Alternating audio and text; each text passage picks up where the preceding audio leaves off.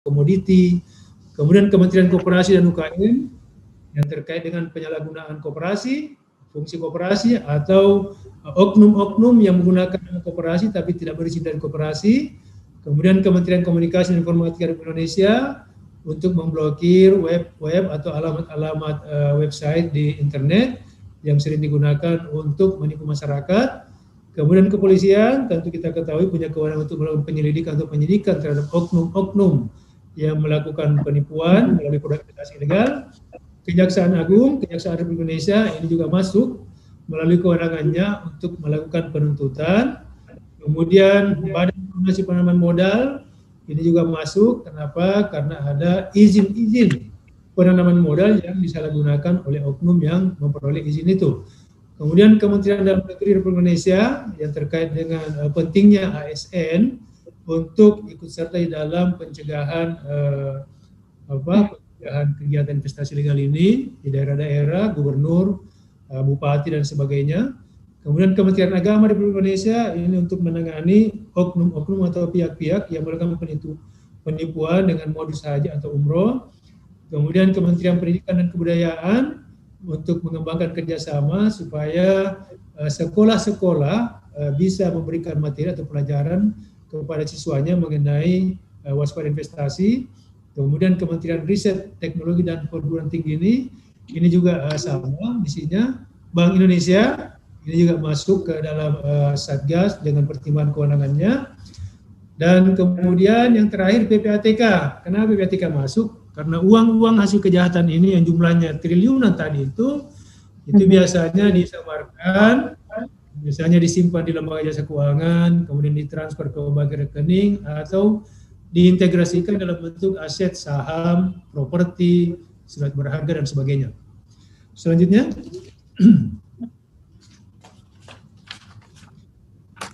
tugas dan kedudukan Satgas Waspada Investasi.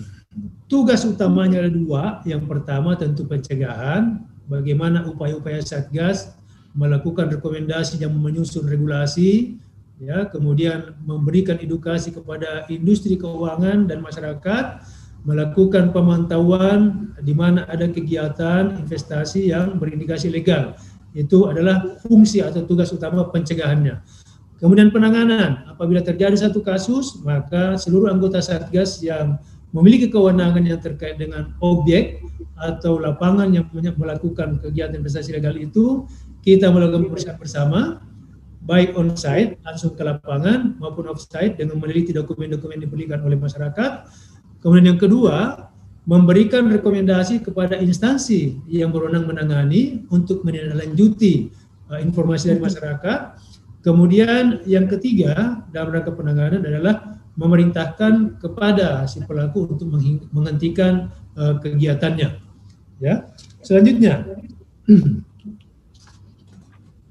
ini beberapa karakteristik atau sifat-sifat khusus investasi bodong atau investasi ilegal berdasarkan pengalaman kami dalam menangani. Yang pertama, menjanjikan manfaat atau investasi yang besar, manfaat investasi yang besar atau keuntungan yang besar. Ini keuntungan bisa dibungkus dengan sebutan bunga, bisa dibungkus dengan sebutan bagi hasil, bisa dibungkus dengan nama profit, ya. Kemudian metode penawarannya bisa langsung, bisa juga secara online, tetapi di sana tidak jelas di mana lokasi atau domisili perusahaannya. Biasanya mereka menggunakan rumah kontrakan atau biasanya menggunakan fax, nomor fax, nomor telepon, yang nomor teleponnya dijawab oleh mesin. Itu benar, itu juga ada. Kemudian dana masyarakat biasanya dikelola atau diinvestasikan kembali, baik melalui dalam negeri maupun yang ada di luar negeri. Kemudian jika terdapat underlying transaksi berupa barang, maka harga barang tersebut itu bisa dipastikan tidak wajar jika dibandingkan dengan barang sejenis yang ada di pasar yang normal. Kemudian karakteristik yang lain adalah sifatnya berantai, member to get member. Kemudian jika tidak terdapat atau tidak jelas underlying transaksi dari barang tersebut, itu hanya memutar antar di kalangannya sendiri karena para member saja. Kemudian ada juga yang menggunakan public figure, ya baru-baru ini ada yang di Surabaya itu Pandawa itu. Kemudian gunakan pejabat. Ini kalau gunakan pejabat ini bahkan sampai wakil presiden kita itu pernah diperdaya karena misi dari perusahaan ilegal ini itu untuk masyarakat kecil, makanya Bapak Wakil Presiden waktu itu bersedia untuk mengunjungi lahannya di Sukabumi, kemudian bahkan meresmikan dan bahkan diberikan produk investasi juga. Nah itu kemudian pelakunya sudah diganjar waktu itu dengan pidana penjara 8 tahun. Kemudian pelaku lain menjanjikan bonus barang mewah, mobil, perhiasan, atau jalan-jalan ke luar negeri. Ini biasanya diberikan kepada public figure, artis, aktor, dan sebagainya. Kemudian mengkaitkan antara investasi yang kita berikan dengan ibadah tertentu atau untuk sumbangan dan sebagainya. Ya. Kemudian memberi kesan seolah-olah investasinya bebas risiko, kemudian memberi kesan seolah-olah produk investasi itu dijamin atau berafiliasi dengan perusahaan yang legal. Kemudian selanjutnya yang bisa dilihat adalah imbal hasil yang di luar batas kewajaran itu diperoleh dalam waktu singkat. Ada yang mingguan, ada yang bulanan, tahunan, tetapi yang tahunan ini jarang. Biasanya bulanan paling lama. Kemudian tidak dijelaskan bagaimana cara mengelola investasi, itu hanya dipaparkan dalam bentuk skema, tapi skema ini juga tidak jelas. Kemudian tidak ada atau tidak jelas underlying transaksinya. Kemudian tidak jelas struktur pengurusan dari pihak yang melakukan kegiatan itu. Kegiatannya cenderung menyerupai atau ada juga yang menyerupai money game dan skema ponzi. Kemudian bila ada barang, kualitas barang tidak sebanding dengan yang seharusnya atau dengan harganya. Selanjutnya, nah ini ada beberapa sebelumnya yang izin usaha atau izin produk. Ada tayangannya. Nah, ini izin usaha dan produk. Ya, atau izin usaha itu tidak sama dengan izin produk. Nah ini yang biasa disalahgunakan adalah izin usaha. Ya. Jadi ada yang memperoleh izin usaha untuk tambangan misalnya. Dia gunakan untuk jual beli surat berharga. Begitu dia mengatakan surat berharga ini dikaitkan dengan usaha tambang saya. Usaha tambangmu di mana? Ada di Kanada. Siapa yang mau lihat ke Kanada? Ongkosnya aja sudah mahal gitu. Belum lagi nyampe sana harus di hotel dan sebagainya. Nah masyarakat kita yang terperdaya karena dia berpikir oh ini di luar negeri pasti ada, paling perlihatkan fotonya, dia percaya, kemudian dia tanamkanlah uangnya. Ya. Jadi kalau ada yang kena kasus seperti itu, anggap aja itu sedekah atau sumbangan biar dapat pahala, nggak dapat untung. Ya. Kemudian izin usaha itu persetujuan berlangsungnya kegiatan usaha bagi entitas yang dikeluarkan oleh otoritas terkait sektor atau kegiatan usaha yang bersangkutan. Ya, itu izin usaha. Kemudian izin produk bertujuan untuk dipasarkannya instrumen keuangan tertentu yang diterbitkan oleh lembaga jasa keuangan tertentu sesuai dengan karakteristik usahanya. Ya, perlu diperhatikan bahwa seluruh produk yang dipasarkan oleh LTK yang telah terdaftar perlu mendapatkan izin. Misalnya bank menerbitkan produk deposito tertentu, itu harus ada izinnya dari OJK. Tidak boleh serta-merta. Dia mau buka ATM, itu harus ada izinnya. Tidak boleh, saya mau buka ATM di Jalan Pontiku, bawa sana mesin ATM-nya terus dipasang, itu nggak boleh, itu harus ada izin. Ya, ini ada beberapa contoh kasus di sebelah kanan. Saya kira ini bisa dibaca, kalau materinya bisa di-download. Kemudian ini peringatan, ya, peringatan kepada kita sekalian. Ini kepada peserta, minta tolong juga disampaikan kepada tetangganya, terutama yang mendekati pensiun, karena yang mendekati pensiun itu biasanya dia dapat penghargaan, atau yang mau panen ya, panen kebun maupun panen sawah, itu duitnya banyak. Nah, tolong disampaikan peringatan supaya berhati-hati, ya. Apabila ada oknum yang datang menawarkan produk investasi kepada masyarakat kita, tetangga kita, tolong diwaspadai, jangan langsung tertarik. Tanyakan dulu lah, izinnya di mana, dari mana izinnya, siapa yang mengeluarkan izin, ada nggak nomornya. Nah hati-hati, sekarang logo itu gampang, bisa dipalsukan itu logo. logo OJK, logo Kementerian Koperasi dan sebagainya itu gampang sekali dipalsukan, ya.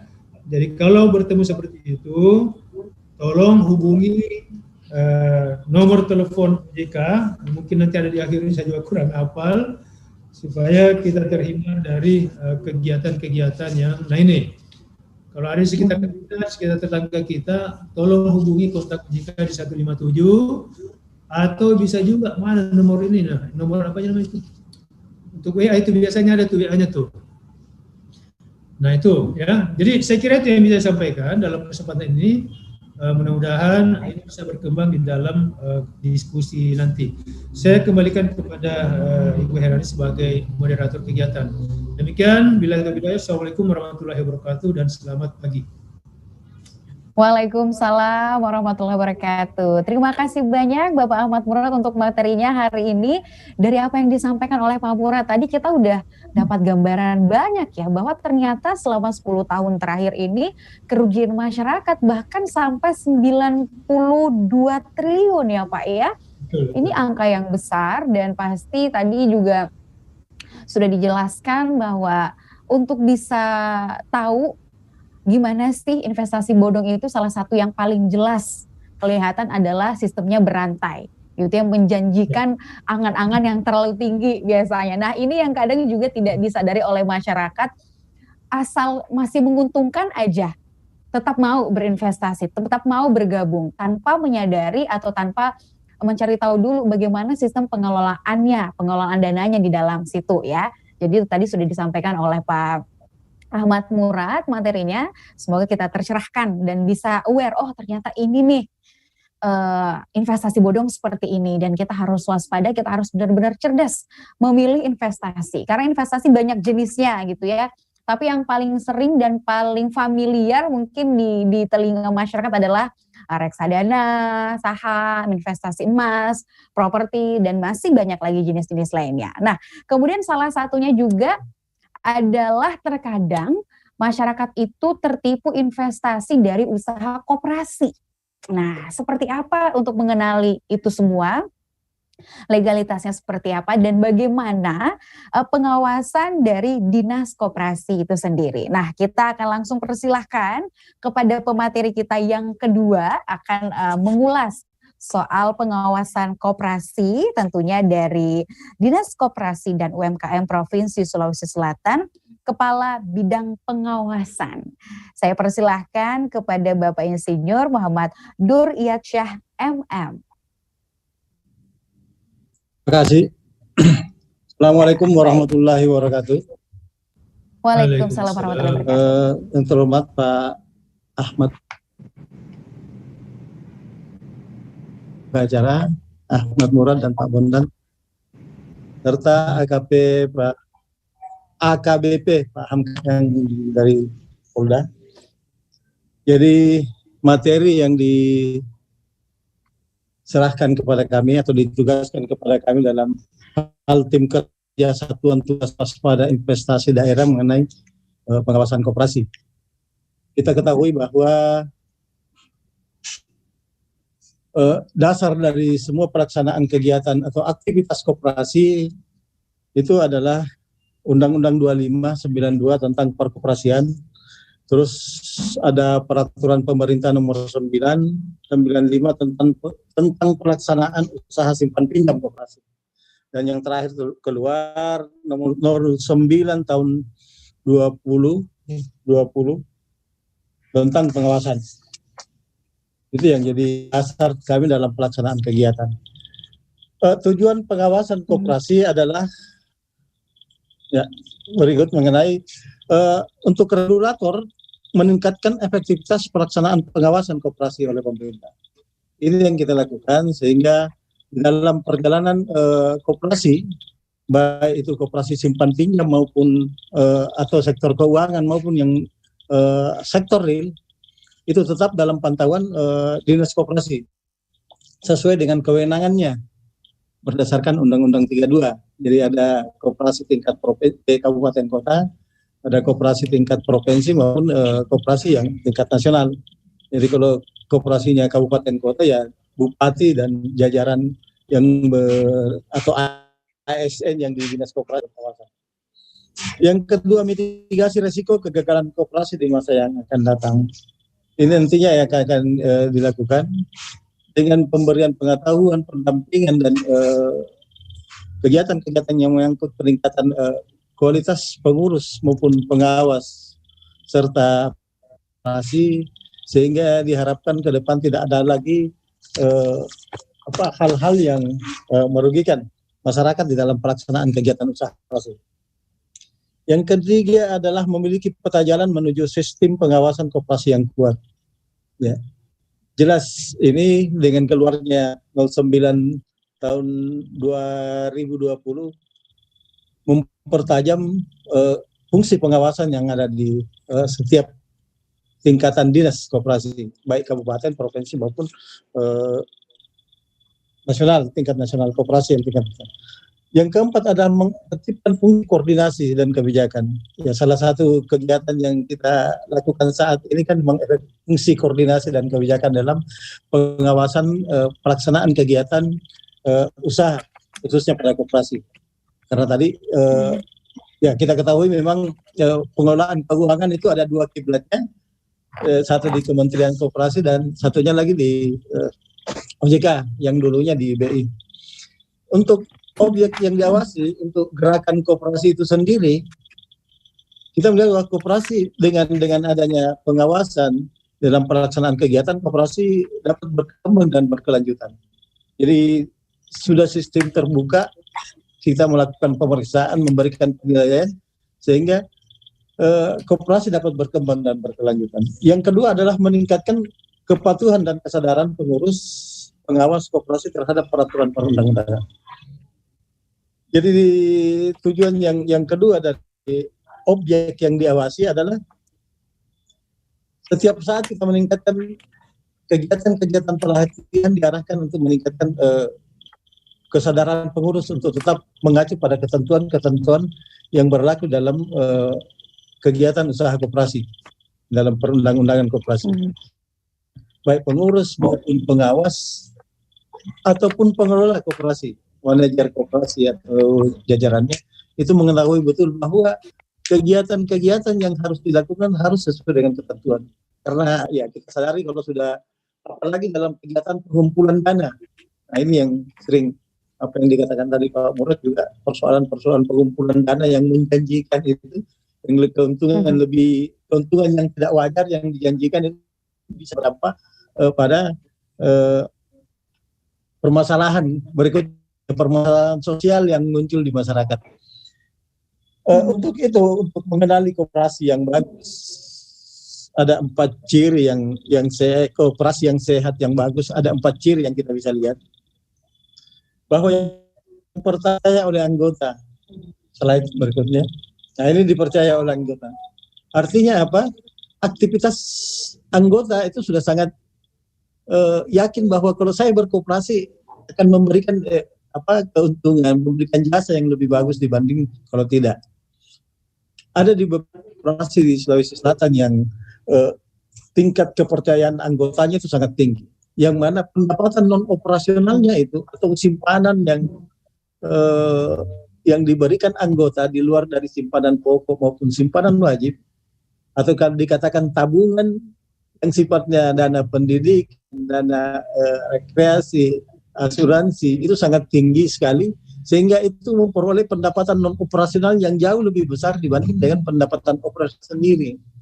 Nah ini yang tingkat kepercayaan anggota. Ini dengan jumlah keanggotaan.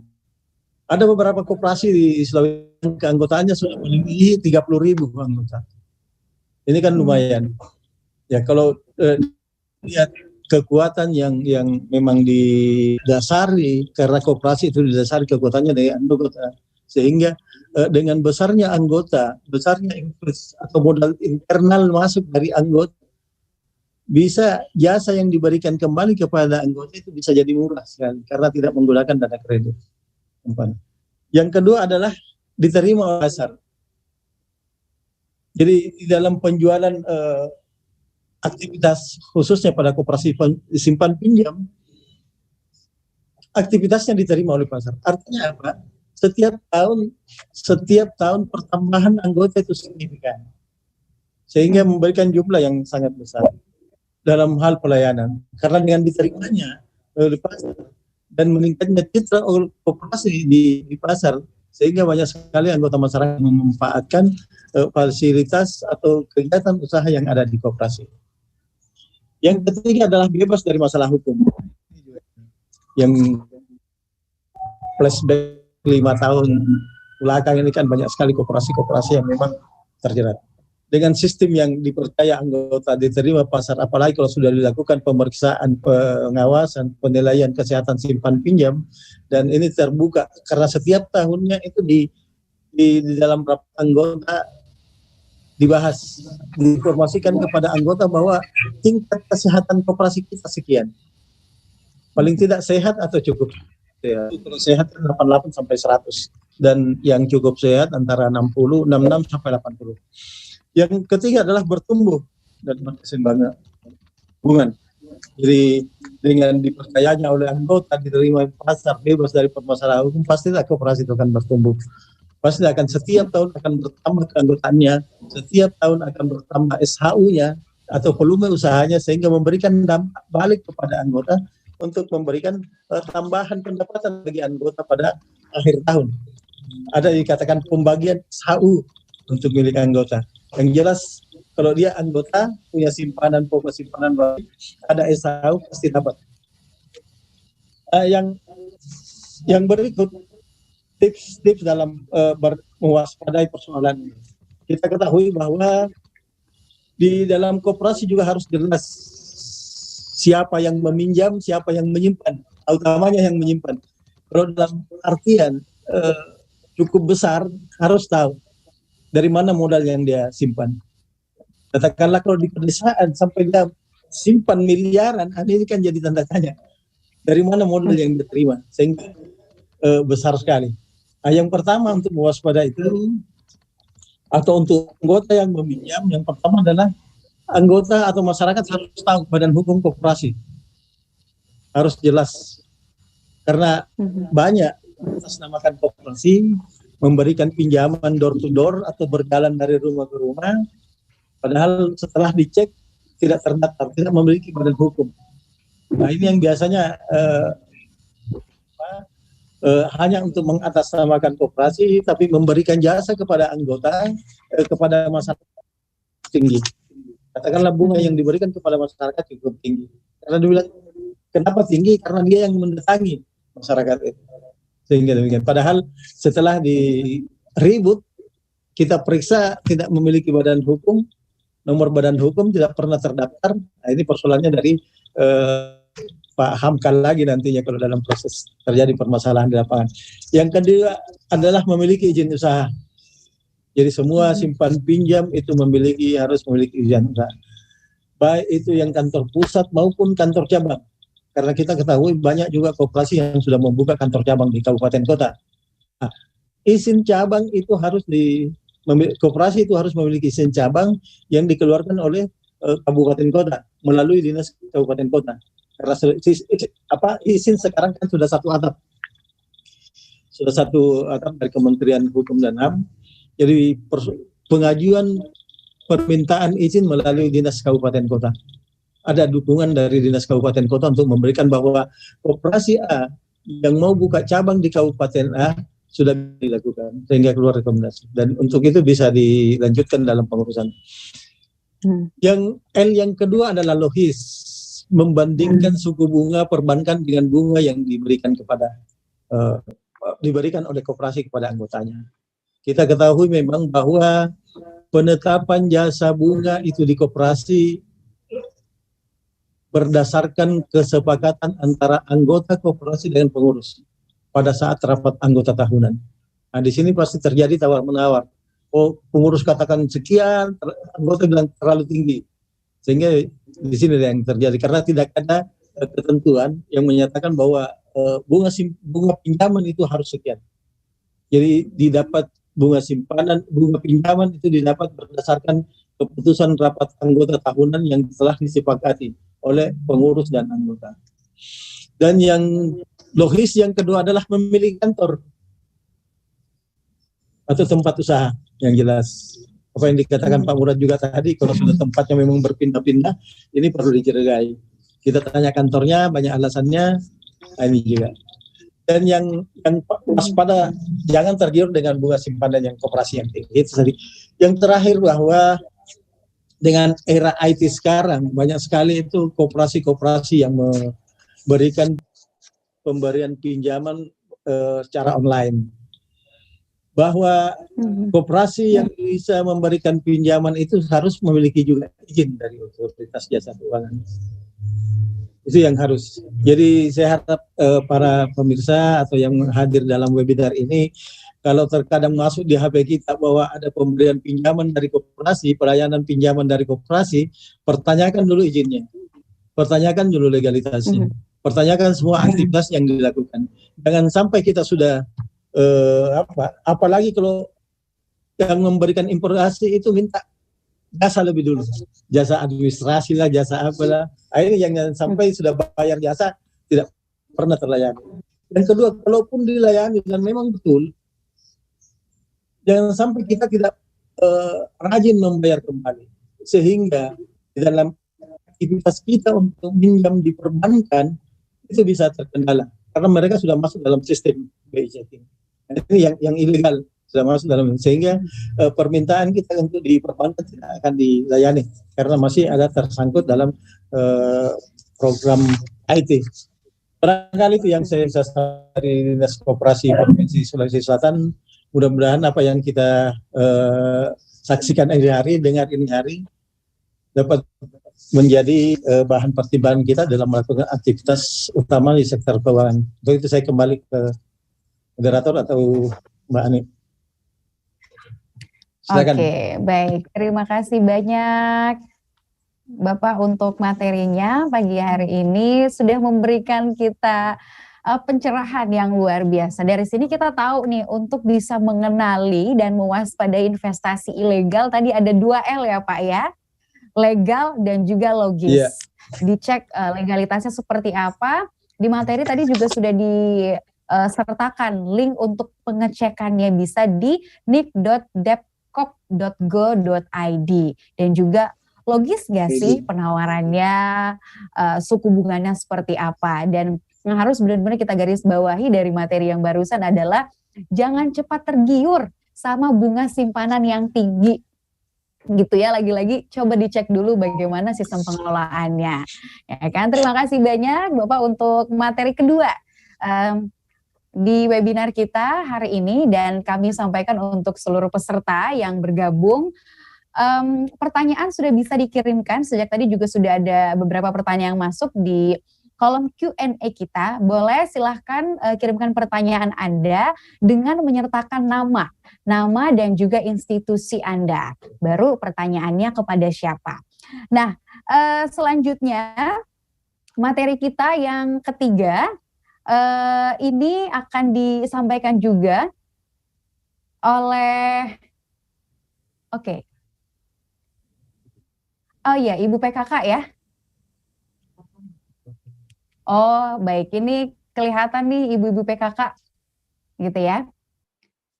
Nah selanjutnya materi yang ketiga ini akan disampaikan oleh salah satu bagian juga dari Satgas Waspada Investasi, salah satu lembaga ataupun lembaga ya yang kemudian menjadi bagian dari Satgas Waspada Investasi, yaitu kepolisian. Nah, bagaimana kemudian penindakan hukumnya seperti apa nih? Kita akan persilakan kepada pemateri yang ketiga, Kasubdit 2 Vismondev Dit Reskrimsus Polda Sulawesi Selatan. Kami persilakan kepada Bapak AKBP Hamka Maluru.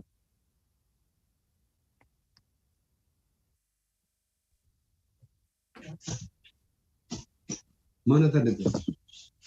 Miring. Silakan Bapak. Bismillahirrahmanirrahim. Assalamualaikum warahmatullahi wabarakatuh. Waalaikumsalam warahmatullahi wabarakatuh. Pak, sehat Pak? Alhamdulillah. Alhamdulillah sehat. Pak, hari ini materi yang disampaikan tentang apa nih Pak? Ini saya lihat materi yang diberikan, jadi terkait peran kepolisian daerah Sulawesi Selatan dalam penanganan kasus penghimpunan dana masyarakat tanpa izin. Jadi di garis bawah itu tanpa izin dan kegiatan penipuan investasi.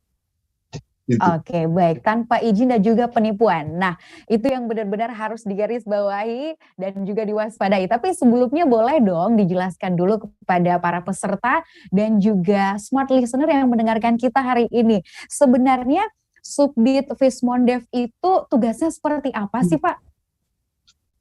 Jadi terkait dengan Subdit Fismondev ini berbicara masalah terkait dengan fiskal, moneter, dan devisa.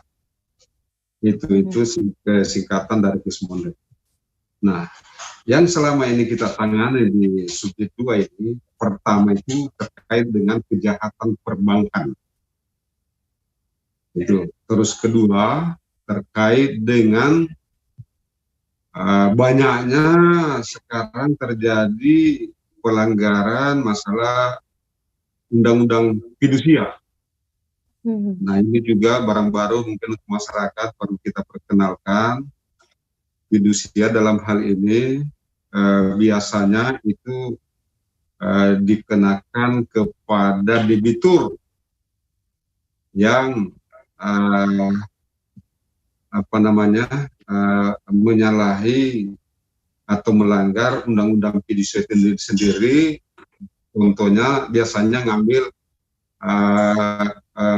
barang berupa mobil yang punya akte fidusia di perusahaan leasing atau pembiayaan seperti ya Adira dan lain-lain. Nah, itu yang banyak yang dipindahtangankan tanpa izin tertulis dari penerima fidusia itu sendiri. Dalam hal ini perusahaan pembiayaan seperti itu.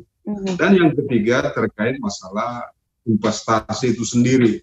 Masalah investasi yang dimasukkan seperti sekarang ini, berkedok investasi, padahal di sana ternyata hanya berupa belakangan ketahuan kalau itu kegiatannya bentuk pidana atau penipuan.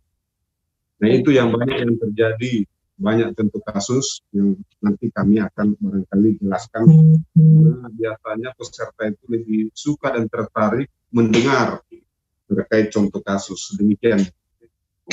Oke, baik.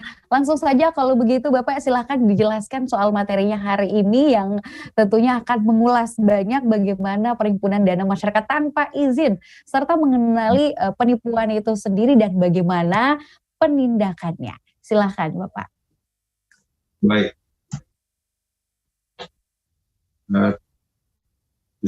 Terima kasih atas kesempatan ini.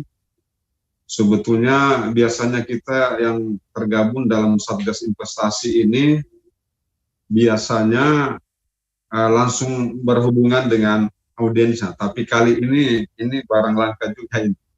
Nah, pertama-tama yang ingin kami sampaikan untuk mengingatkan kita semua terkait dengan saya belum melihat jarak di sini dengan peserta, jadi tolong diperhatikan. Yang pertama kami ingatkan adalah protokol kesehatan. Tolong dipatuhi karena ini bagian dari tugas kami juga, Bapak-Bapak yang hadir di sini. Dan sebelumnya kami khususnya kepada Pak, saya agak terlambat mendengar suaranya, kalau salah di sini hadir Pak Murad yang kami hormati, juga Pak lupa lagi ada koperasi tadi yang kami hormati, izinkan kami Pak Duryatsyah. Ini rekan kami sudah lama tidak ketemu. Iya, saya lama tidak ketemu. Ini ya itulah kita ini akibat ya corona yang sudah beberapa bulan ini, dan semoga kita semua bersabar dan Allah cepat akan kita lewati ini, karena memang ini jadi kendala, jadi hambatan, namun ya inilah. Jadi itu. Jadi dan lebih khusus kepada peserta saya menyampaikan ucapan selamat bergabung di sini. Nah, semoga dalam penjelasan nantinya berjalan lancar, dan apabila ada yang ingin ditanyakan terkait dengan 2 judul ini. Jadi judul yang kali ini kami terima dari OJK yaitu terkait dengan peran Polri. Dalam hal ini ada 2, yaitu penghimpunan dana tanpa izin dan kegiatan penipuan itu sendiri. Namun sebelumnya kami menyampaikan hal ini, pertama-tama kami menyampaikan permohonan maaf juga yang setidaknya tadinya disampaikan oleh Bapak Direktur Reserse Kriminal Khusus, dalam hal ini Kombes Pol Widoni Pedri. Namun karena ada tugas lain, olehnya itu yang bertepatan, olehnya itu kami ditunjuk untuk menyampaikan materi ini. Bapak Ibu sekalian yang kami hormati, terkait dengan yang pertama yaitu menghimpun dana tanpa izin. Jadi di situ ada terkait dengan menghimpun dana tanpa izin. Yang dimaksud izin di sini yaitu izin dari bank. Kemudian manajer investasi dalam ini OJK, kemudian koperasi, dan biasa juga ada kegiatan terkait dengan pialang berjangka. Itu biasanya ada izin-izin yang terbit dari situ. Nah, itu kalau tidak mengantongi izin dari situ, dari bank khususnya, berarti kan ini ilegal. Nah, kemudian yang kedua adalah kegiatan penipuan. Nah, terkait dengan penipuan di sini berarti tidak sesuai apa yang dijanjikan. Ya, contoh terkait dengan penghimpunan dana ini, ya contoh beberapa kegiatan perusahaan yang berkedok investasi. Ya, salah satunya yang banyak dialami oleh kaum perempuan yang saya lihat di sini banyak. Ya, terjadi di seperti di Makassar ada kemarin PT Cita. Itu datang yang melapor bukan cuma dari Makassar, bahkan dari luar Makassar, dari Sulawesi Utara ada datang kemarin. Nah, itu sekarang karena setelah kami selidiki, perusahaan ini menghimpun dana tanpa izin, itu tanpa izin dari BI. Ya, kemudian yang terkait dengan tanpa izin dari bank ini berarti kan kegiatan ini ilegal. Nah, kasihan masyarakat di sini, khususnya kaum perempuan. Ya, jadi modusnya saya melihat dari A, kemudian ke B, ke C, dan seterusnya. Memang kegiatannya ini, ya kalau kita melihat, ya seperti berkedok seperti bank. Padahal kegiatannya tidak menyerupai bank. Menghimpun dana, jadi bank itu hanya dilewati saja.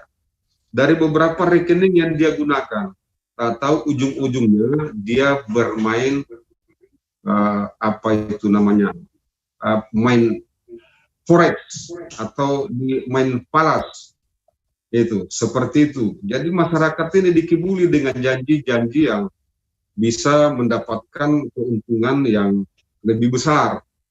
Itu pertama ya memang lancar itu. Jadi mungkin ini kontraknya dia tuh 10 bulan. Ya, sampai 5 bulan barangkali. Sudah 5 bulan ke atas itu sudah mulai tersendat. Itu. Jadi seperti itu modusnya, ya, terkait menghimpun dana.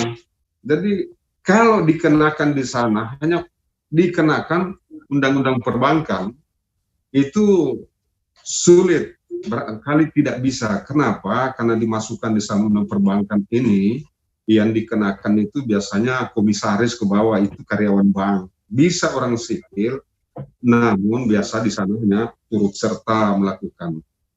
Itu kegiatannya hanya melewati bank. Olehnya itu dalam penanganan khususnya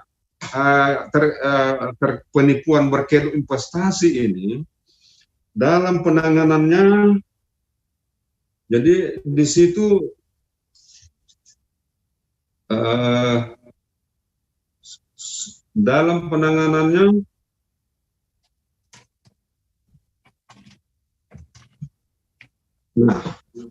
dalam penanganannya biasanya ini masyarakat mulai datang melapor kalau sudah tersendat. Nah, di sini juga kendalanya biasanya masyarakat kali lagi enak-enaknya menerima ini apa yang dijanjikan itu diam karena merasa diuntungkan. Setelah merasa tersendat, baru mulai muncul kekhawatiran. Oleh sini perlu dihimbau masyarakat supaya tapi tadi saya lihat sudah disampaikan oleh Pak Murad, jadi mudah-mudahan masyarakat lebih paham di sini. Nah, ini korbannya banyak yang kaum ibu-ibu, karena ibu-ibu sering dia dapat keuntungan disampaikan ke tetangganya, disampaikan ke temannya secara diam-diam. Itu secara diam-diam. Nah, di sini dalam kegiatan penipuan ini itu ada beberapa pasal yang biasanya dilanggar terkait dengan tindak pidana perbankan itu sendiri. Di situ ada pasal 46 ayat 1, 2 Undang-Undang 1098 dan Undang-Undang nomor 792. Pidana penjara minimal 5 tahun sampai 15 tahun, denda 10 miliar bahkan 200 miliar. Itu ancamannya cukup besar. Itu kemudian yang kedua, tindak pidana pencucian uang yang biasa disebut money laundering. Biasa juga kita sangkakan di situ pasal 3, pasal 4, pasal 5 Undang-Undang nomor 8 nomor 10. Pidana. Baik. Sepertinya koneksi Bapak Hamka agak terganggu ya Pak ya? Oke, karena kita terbatasi oleh waktu, mungkin boleh dipersingkat untuk materinya siang hari ini Pak Hamka. Mungkin lebih kepada setelah tadi juga menjelaskan bagaimana peran Polri ketika misalnya terlibat dalam investasi bodong ini, atau baik itu sebagai korban ataupun pelaku, apa yang kemudian didapatkan nih Pak? Sebagai pelaku, sebagai tersangka begitu, hukumannya seperti apa sih? Dan kemudian ketika misalnya kita menjadi korban, bagaimana untuk bisa melaporkan? Ya. Silakan Pak. Jadi yang pertama, kalau sebagai korban segera ibu melapor ke kalau itu terkait investasi ya langsung ke kami di Subdit 2 di Treskrimum Polda Sulawesi Selatan yang saya sendiri selaku Kasubditnya. Ya, dan kalau itu terkait dengan pidana umum, terkait dengan penipuan, dilaporkan di Krim Umum di sebelah gedung ini, reserse menyangkut menangani masalah kriminal umum. Ya, umum masuk pidana umum kita sebutkan tadi 372, 378 penipuan penggelapan. Nah, namun selama ini masyarakat yang sudah banyak mengetahui, barangkali karena kita sudah banyak melakukan sosialisasi di masyarakat, sehingga banyak mengetahui, yang dia tahu, wah ini investasi bodong, berarti tempatnya di Krimsus. Ya. Jadi banyak yang datang ke kami, setelah kita melakukan penyelidikan, namun yang kita temukan di sana adalah bukan menyalahi tentang perbankan, tapi yang kita temukan adalah terkait dengan penipuan. Jadi setelah itu seperti kasus Cita, ada beberapa yang terjadi di Kota Makassar ini, kami setelah kita selidiki, oh ternyata ini bukan kejahatan yang melanggar undang-undang perbankan. Olehnya itu kami limpahkan ke pidana umum, dalam hal ini di Krimum untuk ditindaklanjuti. Setelah kami memeriksa dan sudah bisa menyimpulkan, kemudian kita terkait dengan mengarah ke penipuan di sana, makanya kita limpahkan ke Krimum. Namun ada juga seperti kemarin kasus penipuan terkait dengan arisan online. Itu kebetulan waktu itu dan awal Januari itu saya merangkap jabatan dan Kasubdit Cybercrime. Nah, di sini ternyata lagi-lagi di situ kaum perempuan yang banyak korbannya. Itu dengan ada 4 macam modus operandi terkait arisan online itu hati-hati. Jadi di sini perlu buat saya lihat ini ibu-ibu banyak pesertanya, hati-hati Bu arisan itu. Banyak ada lewat Facebook, itu ada cuma lewat HP. Bagaimana mengendalikan hanya satu dengan 10 jari dengan ratusan peserta arisan. Itu jadi ada tersangkanya sudah ditahan, bahkan sudah inkrah sekarang, itu namanya si Pimping dan si Weni. Dan di situ banyak korbannya, ya pesertanya yang lumayan ininya dananya. Itu jadi saya kira untuk sementara terkait dengan dana tanpa izin dengan penanganannya seperti itu. Dan terakhir yang terkait dengan di Toraja kemarin itu setelah kami berpetunjuk penyidiknya, karena di situ tadinya hanya disangkakan pasal perbankan dan ternyata itu tidak bisa, dan ada di sana adalah penipuan. Olehnya itu dipasangkan pasal penipuan, sehingga saya dengar pelakunya mereka itu sudah divonis dan lumayan tuntutannya mencapai angka 10 tahun penjara. Nah itu. Jadi mudah-mudahan masyarakat ini sudah tahu semua yang begini-begini. Olehnya itu hati-hati apa yang disampaikan tadi Pak Murad. Masyarakat dengan Pak Duran tadi lewat operasi berhati-hati. Berhati-hati. Jadi kalau sudah terjadi, kasihan banyak datang sampai melapor dan ditindaklanjuti. Namun ini apa namanya, apa harapannya yang untuk kembali dananya kemungkinan. Baik. Halo. Ya, silakan Pak. Ya terkait dengan itu. Nah ini ada keterkaitannya. Tadi masalah terkait penipuan ya yang berkedok arisan ini berkembang jadi berkembang dari satu kasus menjadi 2, karena ya tadinya yang bersangkutan tidak mau melapor. Ini ada warga yang tidak mau melapor ke kami dengan harapan uangnya bisa kembali, sebab kalau melapor katanya nanti dia pasang badan.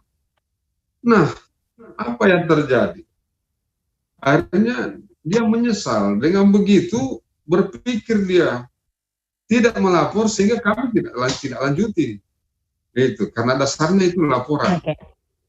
Itu. Nah, setelah itu berkembang menjadi 2 kasus karena orang ini tidak puas. Nah, akhirnya dia dengan cara tapi ini sedang disidik, ya nggak usah saya publikasi dulu di sini karena ada salah satu bank yang barangkali akan nanti menjadi tersangka. Ya, seperti itu. Baik. Sedang kami tangani. Ya. Baik, Pak. Tadi Bapak menyebutkan masyarakat kemudian takut untuk melapor. Itu biasanya kenapa, Pak? Jadi masyarakat ini ada yang beranggapan begitu, ada juga yang nekat melaporkan. Nah, yang nekat melaporkan ini karena itu yang dia khawatirkan. Ada kekhawatiran di sana, misalnya dananya sekarang sudah besar masuk. Nah, ini mereka pahami kalau kita lapor, nanti orang ini tinggal pasang badan dia. Itu, maksudnya ya silakan lapor, ya siap dihukum begitu. Tapi uangnya tidak kembali. Itu. Olehnya itu dia tidak mau melapor. Harapannya uangnya bisa kembali. Tak tahu juga uang tidak kembali. Akhirnya berkembang jadi 2 masalah yang sekarang kami sedang tangani, yang ada hubungannya dengan melibatkan bank, membuka rahasia bank. Jadi seperti itu, tapi kami tidak menyebutkan bank mana dan orangnya siapa. Karena sedang kami tangani sekarang. Itu berkembang. Jadi dari awalnya takut melapor. Seperti itu. Oke, jadi lebih baik dilaporkan langsung, Pak ya? Lebih baik, supaya ya ada beberapa barangkali yang masih ada niat untuk melakukan, bisa-bisa dia cegah karena sudah terbukti ancamannya juga lumayan, langsung masuk Hotel Fredeo. Itu. Jadi sudah ada beberapa contoh kasus yang kita tangani sekarang dan yang ada masih berjalan sekarang di Krimum terkait dengan penipuan. Iya, seperti itu. Baik. Oke, baik. Terima kasih banyak Bapak AKBP Hamka Maluru untuk materinya di kesempatan kali ini. Webinar kita masih akan berlanjut, tapi kita akan memasuki sesi tanya jawab. Ada banyak sekali pertanyaan yang masuk begitu ya. Rupanya memang peserta kita hari ini sangat antusias semuanya mengikuti materi pada webinar kita ya. Webinar Cerdas Berinvestasi, Waspadai Penipuan Berkedok Investasi. Saya akan membacakan pertanyaannya. Memang ada beberapa pertanyaan yang kemudian sudah terjawab di kolom Q&A. Namun ada beberapa pertanyaan yang terpilih akan dijawab langsung oleh pemateri kita hari ini. Yang pertama saya akan bacakan terlebih dahulu. Ini pertanyaan dari Susi Susanti dari komunitas Guru untuk Bangsaku. Ada 2 pertanyaan, boleh langsung dijawab nantinya. Yang pertama, bagaimana cara aman dalam berinvestasi? Dan apa saja nih resiko dalam berinvestasi? Silakan mungkin dijawab Pak Ahmad Murad. Baik, makasih banyak Mbak Ani. Ya, saya kira ini pertanyaan yang polos dari komunitas guru untuk Bangsaku. Terima kasih banyak pertanyaannya. Sebenarnya jawabannya panjang lebar ini, cuman karena keterbatasan waktu, poin pentingnya saja. Bagaimana cara aman dalam berinvestasi? Saya kira ini pertanyaan saya mendasar. Sebagaimana kita ketahui bahwa orang berinvestasi itu biasanya didrive atau didorong oleh 2 keinginan umumnya ya. Keinginan yang pertama adalah ingin memperoleh untung atau profit atau kelebihan dari apa yang kita investasikan. Yang kedua, ada juga orang berinvestasi untuk mencari rasa aman gitu. Artinya saya tidak mencari untung, yang penting uang saya aman. Pada saat saya perlu, uang saya bisa kembali. Kalau saya tidak perlu, ya udah tetap aja di situ. Yang penting uang saya jangan hilang. Nah, yang penuh dengan risiko adalah motivasi yang pertama, yang untuk mencari keuntungan. Itu pasti berisiko, walaupun dia legal ya. Nah, contoh yang paling mendekati, yang paling sering digunakan instrumennya oleh masyarakat untuk mencari keuntungan, saham, ya.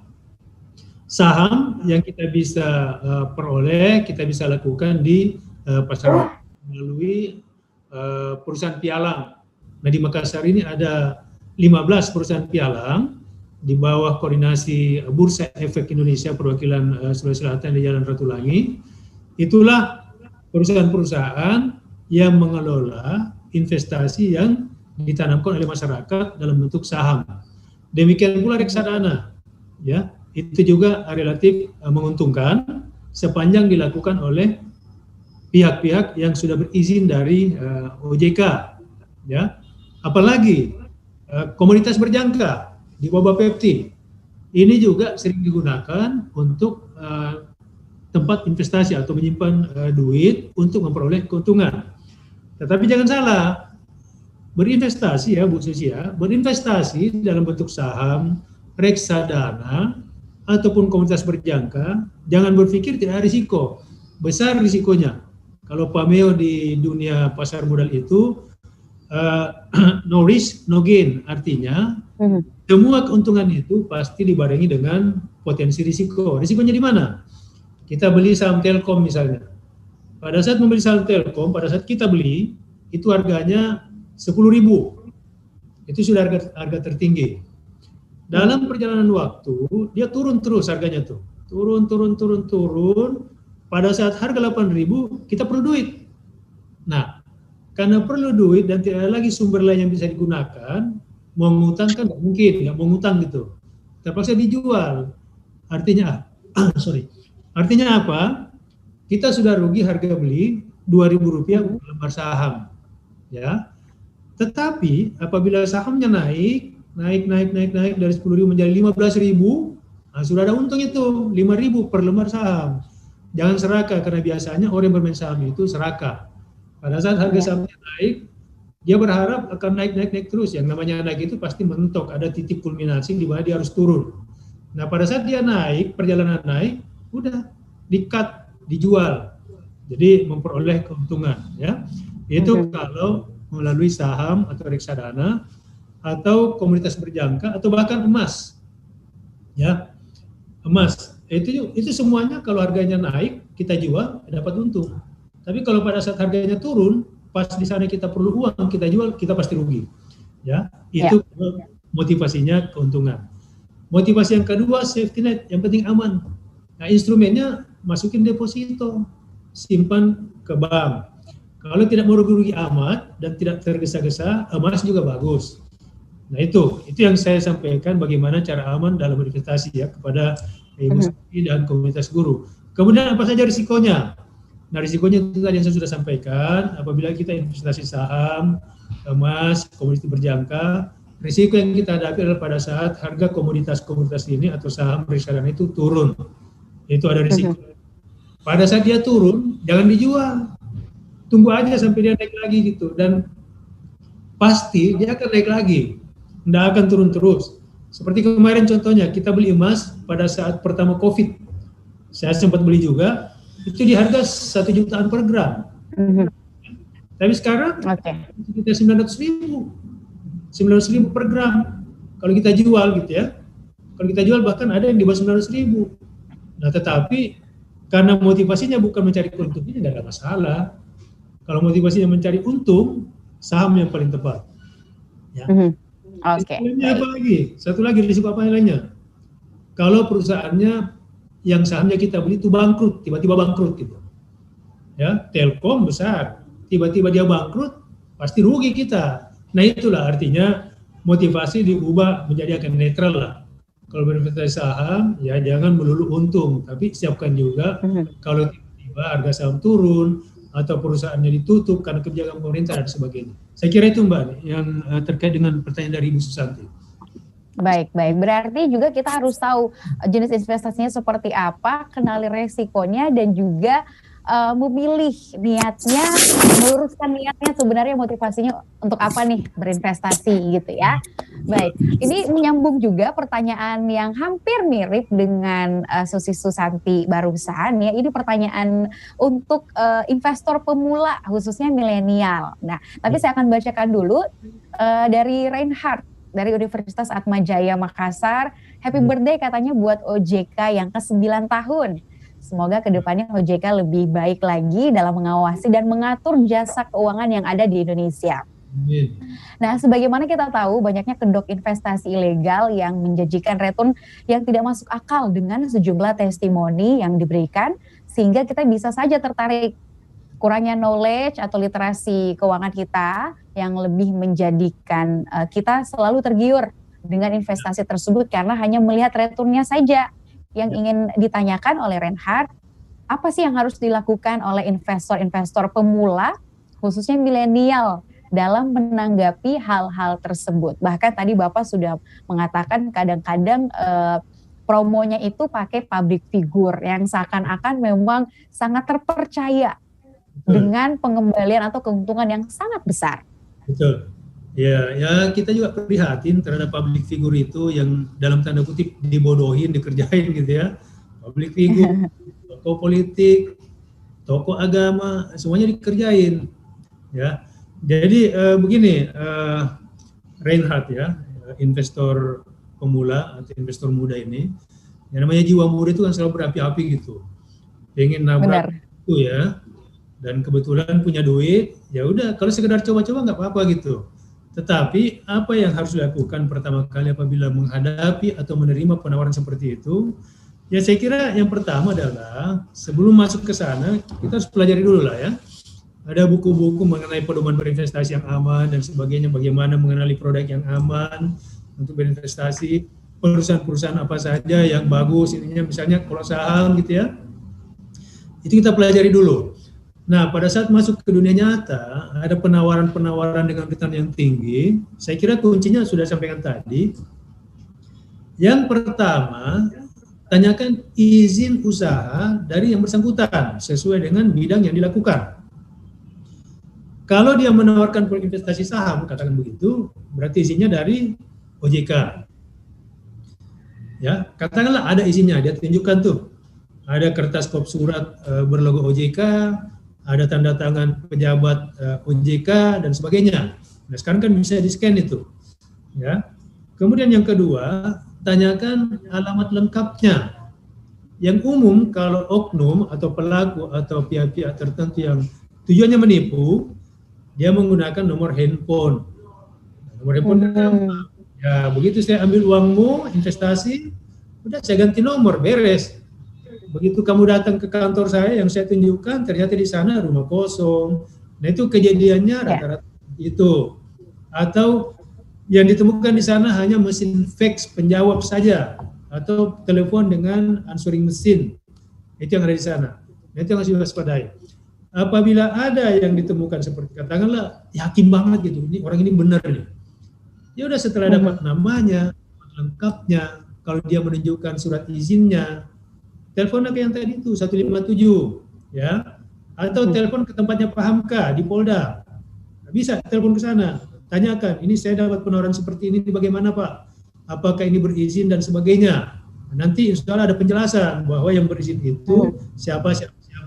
Nah untuk selengkapnya bisa juga masuk ke website OJK, masuk ke sikapi uangmu. Nah, itu nanti di sana akan kelihatan perusahaan-perusahaan yang berizin dan tidak berizin dari OJK.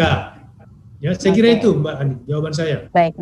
Berarti jangan cepat tergiur begitu ya dengan penawaran-penawaran, apalagi yang masuknya melalui pesan singkat, SMS ataupun WhatsApp begitu ya Pak ya? Oke, baik. Pertanyaan selanjutnya saya ingin bacakan terlebih dahulu. Ini pertanyaan dari Haryani ya, dari Haryani Bashar. Untuk perwakilan dari Dinas Koperasi dan UMKM Sulawesi Selatan, Bapak Duryatsyah. Pertanyaannya Pak, saat ini di masyarakat maraknya untuk memiliki produk atau barang tertentu adalah melalui arisan. Misal arisan per 6 bulan dan lain sebagainya. Bagaimana Bapak menanggapi hal ini Pak? Terima kasih.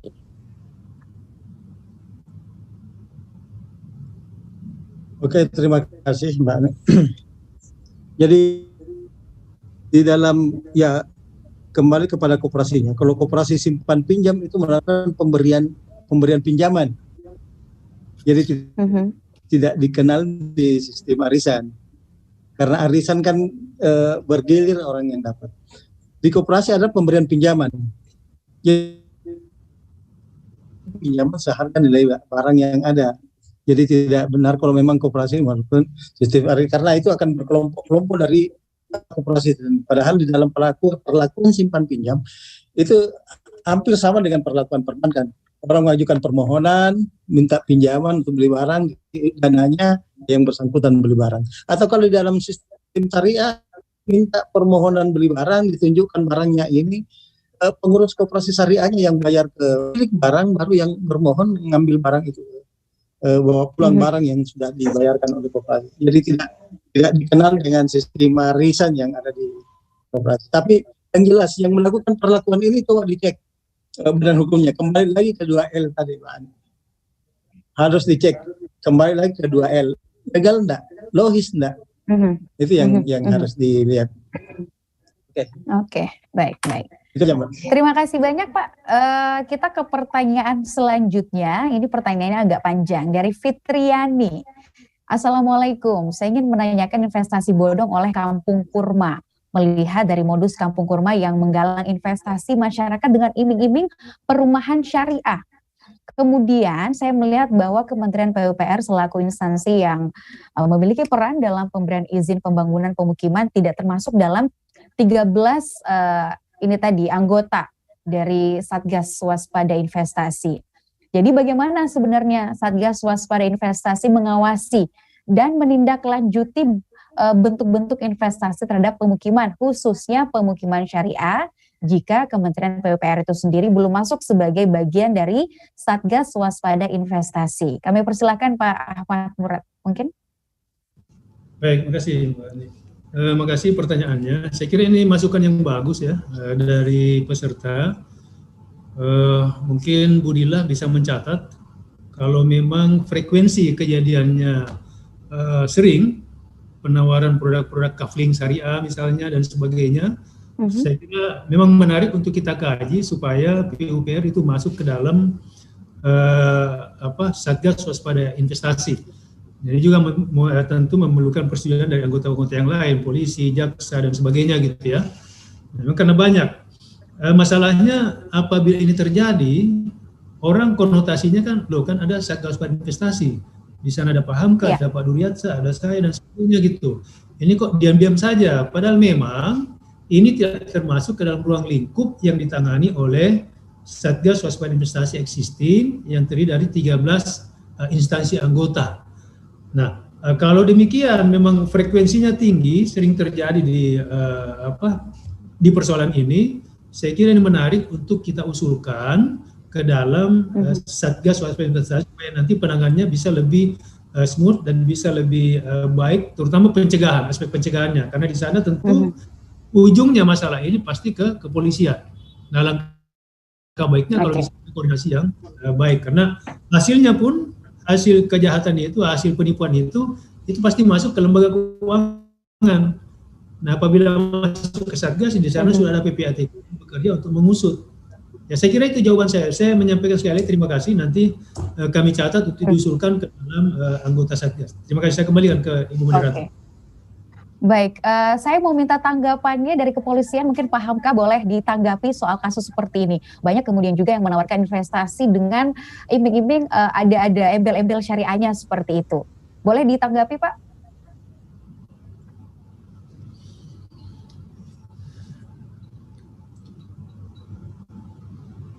Silahkan dinyalakan dulu mikrofonnya mungkin Pak Hamka.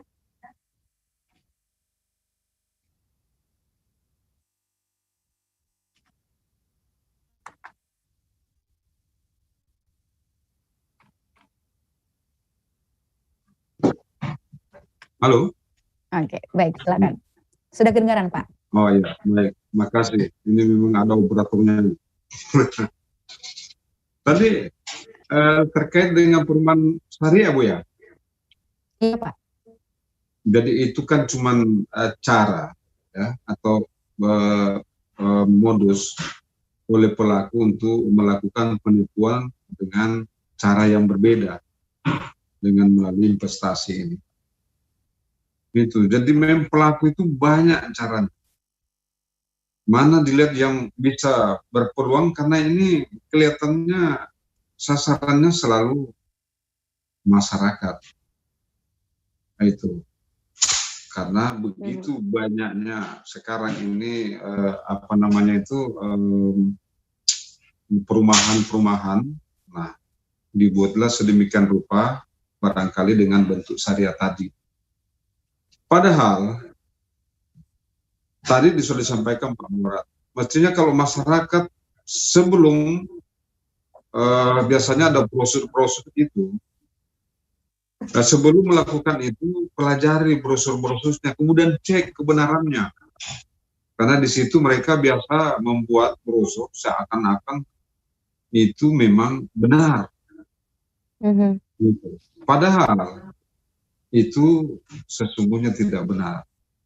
Olehnya itu tadi disampaikan Pak Murad, ya kalau seandainya ada masyarakat yang mendapat seperti itu penawaran perawatan perumahan bentuk syariah, ya segera dikomunikasikan kepada Satgas Investasi. Di sini Satgas Investasi ya dari kejaksaan, dari kepolisian, dari koperasi yang dibawa kendali langsung oleh OJK. Itu. Jadi itu saran kami, dan saya kira polisi itu di mana-mana ada. Gitu. Nah, biasanya juga dari Polsek, dari Polres berkomunikasi dengan kami kalau ada hal-hal yang seperti ini. Yang jelas intinya kepolisian ini melakukan dua hal, yaitu pencegahan dengan penindakan.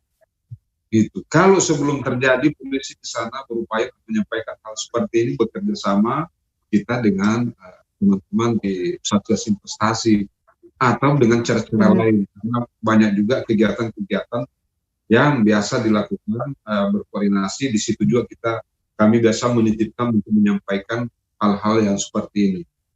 Toh kalau itu kita udah upaya, kemudian masyarakat masih ada yang, karena biasa memang pandai orangnya, licik orangnya, dia memperdaya masyarakat itu dengan cara-cara yang memang meyakinkan. Itu. Jadi masyarakat biasa diam. Jadi ini kendala juga. Sebelum itu masyarakat tidak ada yang mau melapor ke polisi. Nanti melapor setelah dia merasa itu. Jadi polisi melakukan dua cara itu, pencegahan dan penindakan. Itu saya kira demikian. Baik. Terima kasih banyak Pak Hamka untuk jawabannya. Ini masih ada beberapa pertanyaan. Mungkin bisa ditanggapi singkat ya. Ini ada pertanyaan soal ketika misalnya ada yang meminta kartu BPJS, kemudian ijazah untuk peminjaman di koperasi. Apakah itu dibenarkan, Pak? Mungkin Pak Duryaca bisa menjawab singkat, Pak. Ya, itu ketentuan intern oleh pengurus koperasi yang memberikan meminta jaminan pada pinjaman yang tertentu besarnya, misalnya di atas 5 juta atau di atas 10 juta. Tapi ini harus didukung dengan rapat atau berita acara pada saat betulan rapat bahwa yang dimintakan, yang bisa jadi jaminan pinjaman adalah ya semacam itu, semacam surat yang dimiliki. Karena di sini kan juga koperasi menjual uang tingkat kehati-hatian yang dia perhitungkan. Demikian, Mbak. Oke, baik. Ini ada pertanyaan dari ibu-ibu PKK Kelurahan Banta-Bantaeng ya. Ini untuk Dinas Koperasi juga nih. Apakah ada laman atau website atau bahkan media lain untuk dapat melihat data koperasi dan kinerja keuangan dan tingkat kesehatannya, Pak? Seperti data perbankan yang dapat diakses melalui media OJK dan juga Bank Indonesia. Ya, data koperasi atau per masing-masing koperasi itu kan sifatnya rahasia, Mbak. Sifatnya rahasia, yang bisa tahu hanya anggotanya. Jadi kalau dia tidak masuk dalam anggota koperasi itu mau mengetahui aktivitas keuangan bisa, kecuali penilaian kesehatan. Penilaian kesehatan bisa melalui dinas masing-masing, dinas koperasi kabupaten kota. Karena di setiap dinas kabupaten kota juga ada satgas pengawas. Itu 3 orang, Mbak. Ada satgas pengawas yang melakukan penilaian kesehatan kepada koperasi-koperasi. Jadi melalui aja datang langsung di dinas koperasi kabupaten kota. Katakanlah kalau dia mau minjam ragu-ragu tingkat kesehatannya apakah sehat atau tidak sehat, dia bisa langsung tanya kepada pengurus. Kalau tidak percaya lagi konfirmasi ke dinas koperasi yang bersangkutan yang ada di kabupaten kota, di mana peminjam atau calon peminjam ingin mengetahui permasalahan ini. Oke, baik. Jika misalnya ragu, informasinya boleh didapatkan melalui kantor dinas koperasi di kabupaten kota terdekat ya, di tempat Bapak Ibu kalian berdomisili, begitu. Nah, ini pertanyaannya sudah hampir terjawab semua. Namun ketika tadi, kalau tadi kan peserta yang bertanya kepada narasumber begitu. Nah, saat ini kita akan mengetes bagaimana pemahaman dari para peserta. Ini giliran kita nih yang bertanya kepada peserta. Ada kuis yang akan diberikan melalui link. Ada link yang dikirimkan ya. Di kolom chat boleh diakses. Ini adalah kuis. Kuisnya nanti pastinya berhadiah yang dipersembahkan oleh OJK. Nah, ini ada link yang dikirimkan. Kuis SWI MKS. Boleh diakses teman-teman peserta, ini linknya untuk ikut dalam kuis. Nanti pemenang dari kuis ini tentunya akan mendapatkan hadiah spesial dari OJK. Termasuk bagi 5 penanya tadi yang sudah terpilih akan masing-masing mendapatkan voucher belanja dari OJK. Silakan jika sudah bergabung, kita akan memulai kuisnya. Dan pemenang kuis ini tentunya akan kita umumkan di akhir acara, di akhir webinar kita siang hari ini ya. Dan sembari menunggu peserta semua untuk bergabung dalam kuis kita, saya ingin ke masing-masing narasumber dulu. Tadi ada beberapa pertanyaan juga yang belum sempat terjawab begitu ya. Mungkin boleh ditanggapi oleh narasumber begitu.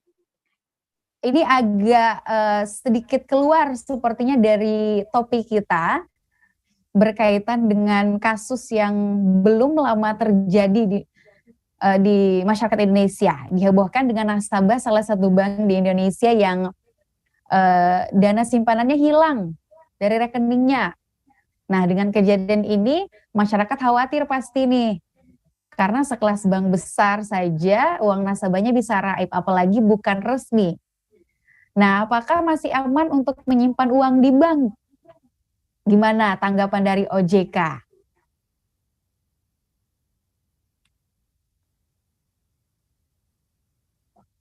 Silakan mungkin Pak Ahmad Murad boleh menanggapi. Baik, makasih. Begini, kalau kita bicara investasi itu sebenarnya tergantung appetite-nya juga ya. Yang tadi saya sampaikan itu, kalau ingin aman, ya tempatnya yang benar bank. Tetapi bank pun lihat lagi gitu. Ini mana bank yang sehat, mana bank yang agak sakit, mana bank yang sakit keras gitu ya. Nah, saya tidak merekomendasikan bank mana saja, tetapi itu tergantung appetite kita. Masing-masing bank itu menawarkan berbagai produk yang kita bisa manfaatkan. Tetapi produk yang paling aman itu, nah ini adalah deposito. Terserah bank mana saja, yang penting dia sehat. Untuk mengetahui apakah bank ini sehat atau tidak, lihat laporan keuangannya di akhir tahun. Nah, disitulah pentingnya kami melaksanakan bersama teman-teman di Satgas edukasi. Ya, jadi kami itu keliling melakukan edukasi di daerah, memberikan pengetahuan, mencerdaskan masyarakat, meningkatkan pengetahuan masyarakat mengenai lembaga jasa keuangan. Mana yang legal, mana yang ilegal, mana yang baik, mana yang kurang baik, dan sebagainya. Ya, saya kira sampai saat ini pilihan yang paling mudah, yang paling simpel, yaitu bank. Saya kira itu, Mbak. Oke, baik. Next, kita menunggu juga teman-teman untuk bergabung di link kuis yang sudah dikirimkan di ruang chat kita. Silahkan bergabung begitu ya dalam link yang sudah diberikan oleh panitia dalam webinar ini. Nanti pemenang dari kuis ini akan diumumkan di akhir acara. Nah, Bapak-bapak, ini kan jenis-jenis investasi banyak ya. Salah satu yang saat ini juga banyak digemari oleh masyarakat adalah investasi emas. Nah, salah satu BUMN gitu ya, mengeluarkan beberapa jenis pilihan logam mulia. Minimal beratnya itu 0,5 gram. Tapi saat ini ada banyak perusahaan swasta yang menawarkan logam mulia dengan pecahan berat jauh lebih kecil dari yang ditawarkan oleh BUMN tersebut. Mulai beratnya 0,1 gram dan seterusnya. Berat yang kecil ini makin memudahkan masyarakat pastinya untuk bisa berinvestasi emas, Pak. Nah, bagaimana memastikan bahwa produk tersebut bisa dijamin keasliannya dan perusahaannya terdaftar di OJK? Ini banyak ke OJK ya. Ini mohon maaf, ini Pak Hamka dan Pak Duryatsa gitu. Ya. Nanti mungkin boleh ditanggapi juga sama pihak dari kepolisian soal investasi emas ini. Ya. Tapi ke Pak Murad dulu. Ya, baik. Memang begini, masyarakat kita itu kan masyarakat yang cenderung ke emas-emasan. Ya, sehingga produk yang paling mudah untuk ditawarkan, terutama untuk ibu-ibu, itu adalah emas.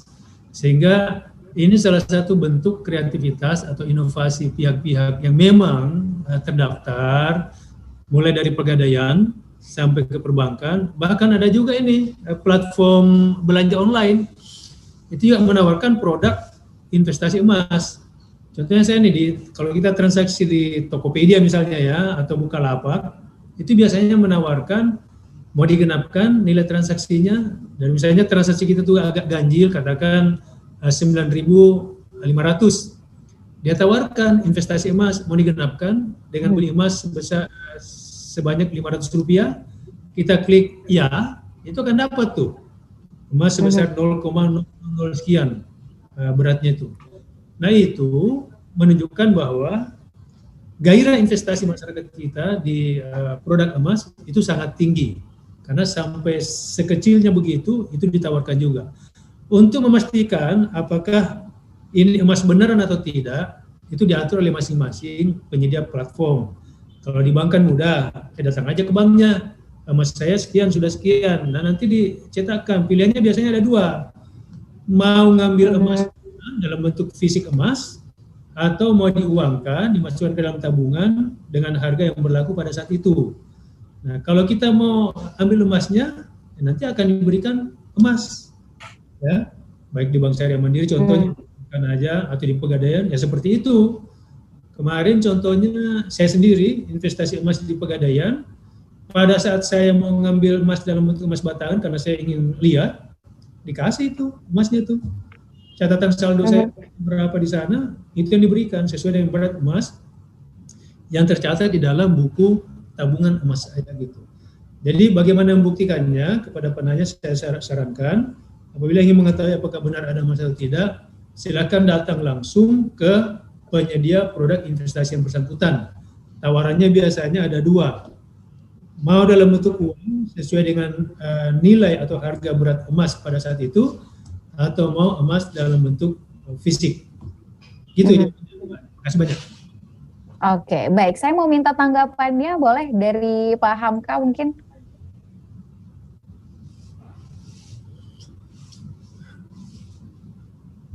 Silakan dinyalakan mikrofonnya Pak Hamka.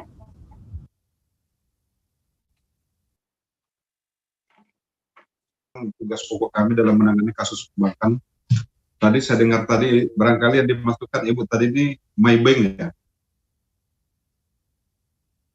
Halo? Yap. Ya, yang dimasukkan kasus Maybank ya? Tidak menyebutkan nama banknya, Pak. Oh iya, dan televisi ya. Iya. Jadi ini ada beberapa, saya tambahkan tadi Pak Murad ya. Saya tambahkan kebetulan ini faktanya. Beberapa kasus perbankan yang kami tangani hampir sama modusnya seperti itu. Itu, jadi berhati-hati masyarakat yang terkait dengan buku tabungan dan kartu ATM-nya. Jangan sampai itu jatuh di tangan orang lain atau dengan bujuk rayu sehingga yakin uangnya tidak akan berkurang di bank,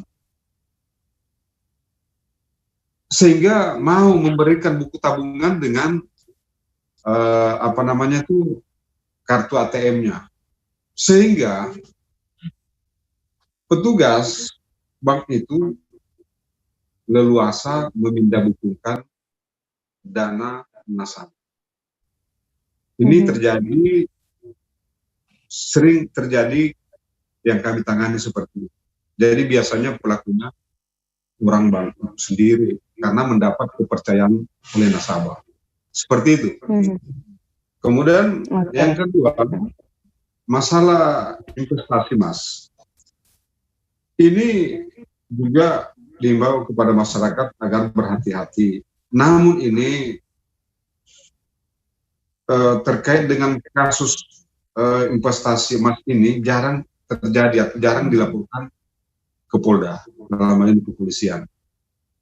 Nah, saya kira masyarakat juga ya sama dengan investasi lainnya dengan emas ini, karena ya memang menarik, apalagi ya terus terang memang kita khususnya di Makassar ini, orang kita ini kan memang barang ini ya luar biasa, ini logam mulia ini biasa. Orang kita apalagi ya di kampung saya orang Bugis emak ini biasanya kalau acara pesta-pesta penuh di badan. Ini memang menarik. Nah, itu berhati-hati masyarakat dan sampai ini hanya menyerupai emas. Itu yang banyak terjadi, ternyata bukan emas. Jadi hati-hati. Saya kira, namun untuk kasusnya selama ini jarang ditangani oleh kalau masalah investasi mas. Yang banyak itu masalah investasi, ya berarti investasi bodong, investasi melalui online seperti itu. Nah, di sana ujung-ujungnya adalah penipuan. Saya kira seperti itu. Terima kasih. Baik, terima kasih banyak Pak Hamka untuk tanggapannya. Sepertinya para peserta sudah menyelesaikan kuis yang diberikan oleh panitia. Sudah ada nama-nama pemenang nih yang saya pegang untuk diumumkan dan berhak mendapatkan hadiah. Namun sebelum saya mengumumkan siapa-siapa saja pemenang kuis kita hari ini, saya ingin mendengarkan terlebih dahulu closing statement dari masing-masing narasumber untuk menutup sesi webinar kita pada kesempatan kali ini. Yang pertama, saya persilakan terlebih dahulu Bapak Duryatsyah untuk memberikan closing statement terkait webinar kita hari ini. Silakan Pak. Terima kasih Mbak. Yang pertama tadi perhatikan 2L tadi. Logis dan legal. Yang kedua, untuk minjam ke koperasi harusnya menjadi anggota dulu baru minjam. Jangan pada saat butuh dana baru datang ke koperasi dan menyatakan diri untuk masuk jadi anggota. Karena ini juga jadi karena banyak pengurus koperasi melapor bahwa Pak peminjamnya sudah minjam di koperasi A, datang lagi koperasi B, dan sehingga ini yang potensi gunakan. Jadi saya harapkan anggota kalau mau minjam koperasi jadi anggota dulu lah koperasi, sehingga mereka punya hak dan kewajiban di dalam organisasi koperasi. Dan untuk mengetahui tingkat kesehatan, harapkan anggota masyarakat atau pengurus anggota koperasi untuk hubungi dinas koperasi masing-masing yang ada di mana mereka bertempat tinggal. Demikian barangkali yang saya bisa sampaikan untuk closing statement ini. Terima kasih banyak Bapak untuk closing statement-nya dan juga terima kasih untuk materi yang sudah disampaikan tadi. Selanjutnya kami persilahkan kepada AKBP Hamka Maluru. Silakan Bapak. Apa yang ingin disampaikan untuk seluruh peserta dan juga smart listener yang mendengarkan kita saat ini? Baik, terima kasih. Kami dari kepolisian mengimbau kepada seluruh masyarakat agar tidak mudah percaya kepada iming-iming yang berkedok investasi. Apakah itu investasi berupa emas atau berupa investasi lainnya. Jadi jangan mudah percaya. Cek terlebih dahulu. Apalagi tadi berupa perumahan syariah juga seperti itu. Cek baik-baik terkait brosur-brosur. Karena biasanya brosur terlihat seperti asli, padahal semua itu bohong belaka. Nah, jangan sampai masyarakat tertipu baru kasihan dananya kalau sudah terlanjur diinvestasikan padahal salah sasaran. Demikian saya kira Bu, untuk mengingatkan masyarakat. Adapun kalau ada yang barangkali sudah mengalami namun malu mau melapor, boleh lewat barangkali nomor telepon saya yang sudah ada di OJK, boleh dihubungi biar kami, karena memang kami juga di samping kami sebagai penyidik juga sebagai penyelidik. Nah, biar kami selidiki kalau ada yang terselubung seperti itu, yang sifatnya masyarakat barangkali sebelum tertipu lebih besar. Jadi sebenarnya komunikasikan biar tidak nanti besar banyak korbannya, baru heboh, baru muncul. Nah, sebelumnya masih kecil-kecil itu saya mengimbau kepada masyarakat supaya segera melaporkan apakah ke OJK, apakah ke kepolisian, atau khususnya kami yang tergabung dalam Satgas investasi ini, supaya bisa memperkecil artinya masyarakat yang